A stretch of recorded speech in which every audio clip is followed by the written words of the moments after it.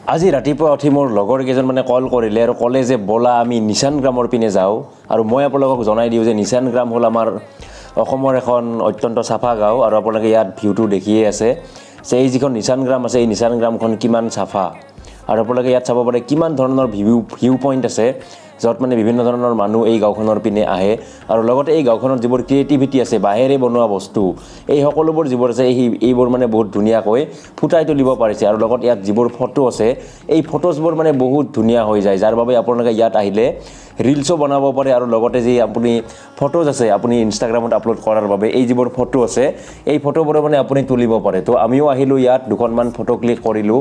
আৰু লগতে এটা লং ভিডিঅ' বনালোঁ ভ্লগ এটা বনালোঁ যাতে